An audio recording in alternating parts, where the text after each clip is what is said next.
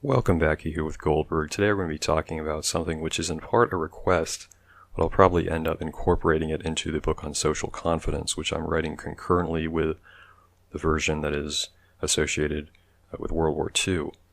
In this case, it goes as follows. Dear Dr. Goldberg, what do you do in the event that you have built some kind of rapport or vibe with a girl over text message or dating app? You have similar interests, it is flowing the way you want, and then she just randomly ceases to respond or communicate. Should you continue with the interaction and try to reignite the flame? No, it's not true. Don't even ask. I mean, I hate to say it, but you have to realize the situation that you're in, and frankly, a lot of men are likely to be in, given our current state of affairs. If she does not find you physically attractive, all right, there's two other things you have going for you, particularly on, online or text-based communication interaction. Number one, you're able to communicate that you have a certain level of popularity or social status, which you've probably already done in your profile. It's unlikely that that's a trick up your sleeve. So then it would have to be money. And I do know a guy, he pulled this off. He had one of those real badass Dodge V6 Charger cuck wagons. Yeah, great car, high end. And there were some women who were just attracted to the car, so that helped him furthering his goals. But otherwise, if you're not capable of putting out that display, you gotta sort of just face the facts. Because some dudes, they might have had an interest earnestly in this girl, and they say, well, maybe I can just start the conversation again. But you have to realize she's already established a position of authority by not responding. It's disrespectful. It is almost treating you like you're not a real human being. If you then try to ignite it again, you are confirming to her, or her likely assumption is that you don't have alternative options. Even though you may, that's what she's going to arrive at. And so while she might keep you on the back burner, think of that song, Keep Me in Mind. Somewhere down the road you might be lonely. She's going to see you in that light. And then, of course, other dudes would say, well, why don't you just call her out on her behavior? You can be tempted to do that, but it's a mistake, because then you just are going to come off as bitter or angry, even if you might be justified. That is how the situation works, because we are a society that empowers women, but we don't expect them to take responsibility or to treat people with respect, especially men, right? And particularly so in the dating interactions. They don't respect men in most cases. So I bring this up because I did the other video on the abundance mindset, right? And pointed out the flaws in that. Now, as I noted, I'm a tall guy, I'm okay looking, I can go out in person and I can find an alternative if I invest time and effort, right? I'm not going to BS you and say it's a piece of cake, or even on online dating. But for a lot of men, their abundance is an abundance of the same thing. It's an abundance of the girl who's going to ignore or ghost or just be disrespectful. They're not going to get anywhere because of how the game is played. And this is one of the things I talked about some years ago, which I got a lot of hatred and just nasty things said about me by pickup artists, dating roaches, suppository red pillars, and even some larger MGTOWs were joining in the shilling, because larger MGTOW channels are about money. They don't really care, ultimately, about truth. This is what I've found. I've observed in a lot of cases. But at any rate, I made the point that PUA is an extension or a branch of feminism. They talk about how they're turning the tables, they're changing the game, but that's a joke. Don't hate the player, hate the game. But you are essentially just pawns of feminism. Think about it for a second.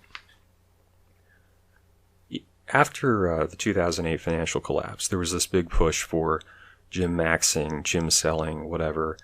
And when I was younger, there weren't that many dudes who were into roids or big muscles, because that was mainly a thing you did if you were like a wrestler, maybe a boxer or a bodybuilder. It wasn't mainstream, but then of course social media and a lot of this self-improvement meme advanced it. Well, what happens is, if a bunch of dudes start hitting the gym, and that becomes sort of a cultural accepted norm and popular, you have simply constructed a new, essentially, ground for where men have to be. So it becomes a default that a lot of women expect. You need to have a six-pack, or you need to be into gym selling, whatever. You haven't exactly improved the situation of a lot of these men. You have not said these standards, which I think women should have high standards, but I'm saying these unrealistic standards, you have not knocked them down. You've actually made them worse. That is what the PUA community, whether they like it or not, is doing. And I'm not against working out or building confidence. I'm just saying that it's kind of like inflation. If you print more money, the value of the money declines. If everyone has a college degree, having a college degree is like a high school diploma, right? So you eliminate the value by telling more people to do it on a larger scale. And so this leads us to the question of what is the future going to be? If we see this type of behavior and it continues to go unchecked, because it probably will, well, I believe I brought up before that the PUAs are going to just change tactics. They've already tried to do this. They've tried to change the approach. One of those things I would argue is going to be a normalization of cuckoldry. And what they'll say is, well, yeah, you gotta watch or get railed by dudes 3 times a week, but at least you're getting laid. It's a sign that you're confident in your sexuality. You're taking all your suppository red pills from her boyfriend, and so, you know that you're a real man because you're able to watch. And you can watch, but you have to know fap. That's what a real man does. Yeah. Another thing will be they'll start telling you to date transsexuals. I made a video a couple of years ago. I said that a lot of men are going to become transgender. Absolutely. In fact, one thing they might do is say guys should consider living as traditional feminine, lesbian, transvestite, transsexuals. And there's a member of the short, angry, incel trad community. He would be really good at doing that. He'd be an expert on that sort of thing. So they'll do that because it'll be a way of sort of switching stuff around. You're also going to have more homosexuality, and it'll be put under the guise of, again, are you comfortable as a man? They'll just say they're bisexual because bisexual is less threatening, but you will see more of that. The question is, of course, what is the long-term impact? Inceldom will probably grow. I mean, I hate to say it, and I'm not like one of those doomer fatalists, but inceldom's probably going to grow because a lot of these dudes are just essentially priced or looks out of the dating market entirely, and their only option is going to be to be cuckolded or become a tranny, something like that, be gay. It's going to be a really interesting next 10 or 20 years. I mean, I made the point earlier about China and all those incels. Are they going to go to war because these dudes are sexually frustrated, they want something better out of life? The same thing is happening in the United States, although we don't have the same population. And so you wonder, maybe it's going to be India versus China, China versus the United States.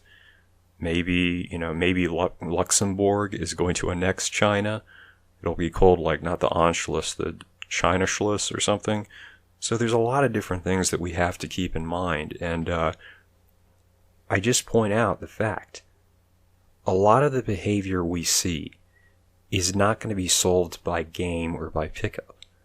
People have to stand up and just say, look, these attitudes, this lack of respect, shouldn't be acceptable, right? If you want women to be empowered, you want women to have careers, okay, all for you, right?